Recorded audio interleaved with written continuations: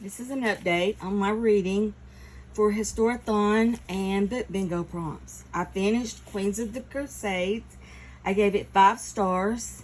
It's 452 pages, and it meets Big Book Summer and, like I said, second quarter of Historathon.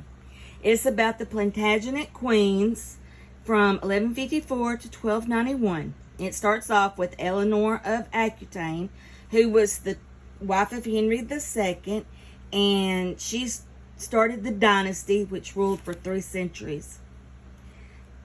She had 2 sons who were King John and Richard the Lionheart. Next is Berengaria of Navarre. She was married to Richard the Lionheart.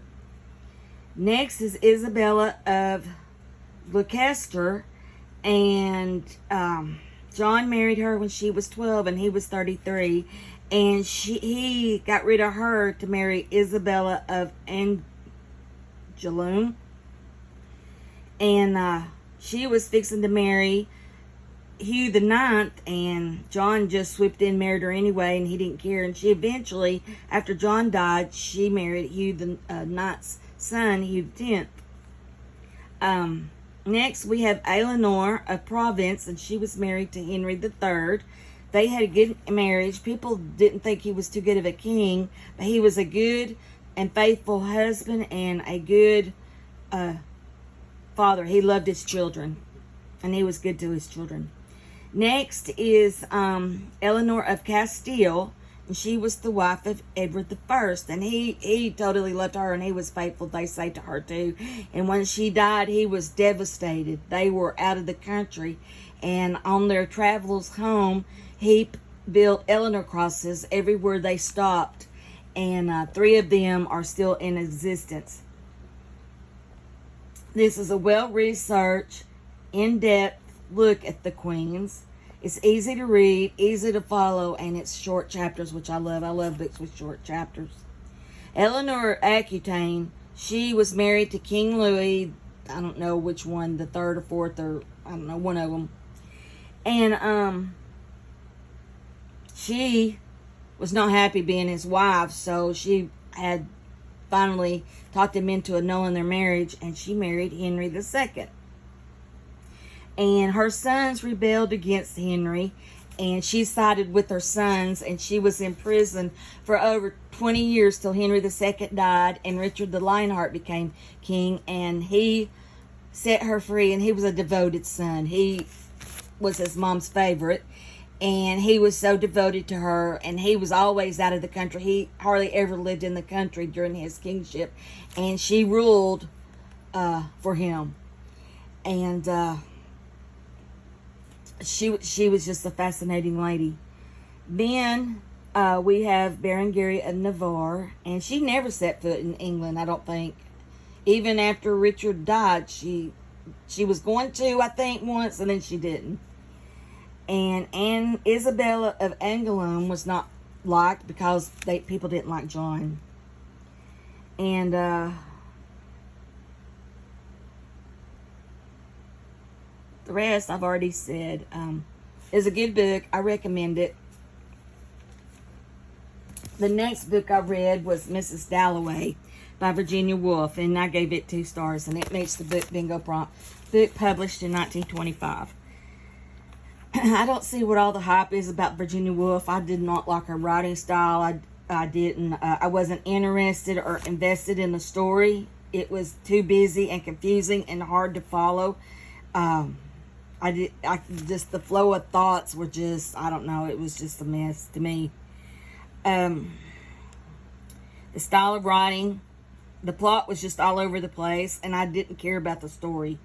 It was a woman's journey through her day, and I had trouble retaining what I read. I was just extremely disinterested in this book. The next book I read was Jules Verne's Journey to the Center of the Earth. I gave it 3 stars, and it meets the science fiction prompt. Jules Verne lived from 1828 to 1905, and this book was first published, I think, in 1864. Anyway, this book I have was published in 1964.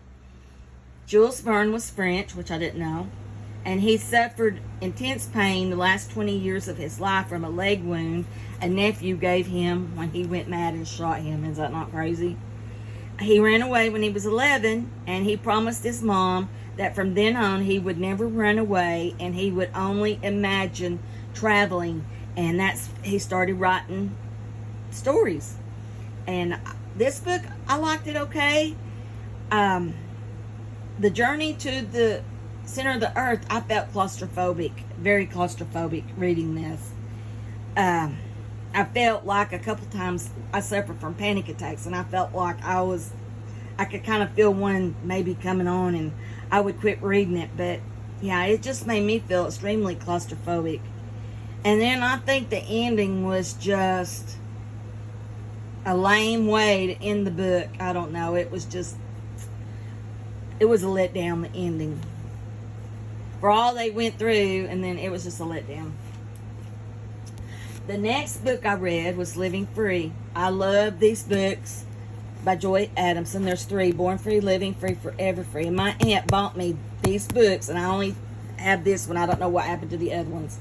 When I was just a little girl. And I love these books then. I love these books now. I love the movies. And my aunt was an avid book lover, and that's where I get my love of books. And this is just a precious book to me. It is about her husband was, they lived in Kenya, and her husband was a game warden, and this lion charged him, and he had to shoot her, and she had 3 cubs. So they took the 3 cubs home, and partially raised 2, and they were sent to a zoo. But Elsa, the smallest one, she just couldn't part. She was like part of their family. They took her everywhere. She went on vacations and swimming with them. She lived with them in the tent. She wasn't captive or anything, caged up. She could come and go as she wanted, but she loved them, and she wanted to be with them. A lot of times she would ride around on the roof of their truck, and she was just a big pet. And Born Free, they decided to set her free, and that book is about all they went through to return her to the wild. And they were successful. She was the first lioness to be successfully released back into the wild, the first to have contact after release, and the first known release lion to have a litter of cubs. Elsa died in 1961 from a disease from a tick bite. After she died, her 3 cubs were relocated because they were killing livestock. And Living Free is about Elsa and her cubs, and Forever Free is about the capture and release of her cubs. They relocated. In 1980, Joy Addison was murdered by a former employee, and her husband George was murdered by a poacher in 1989. He was very active in trying to stop poaching. Joy's ashes were buried with Elsa in Meru National Park in Meru, Kenya. When Elsa had her cubs and brought her cubs to camp, they resisted getting close to them, but one of Elsa's male cubs just wasn't having it. He was going to come into the camp. He was going to come into the tents. He was going to be part of the family come hell or high water.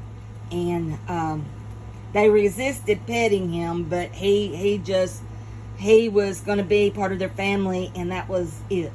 I gave this 5 stars, and it meets the book prompt set in Africa. And I'm reading this.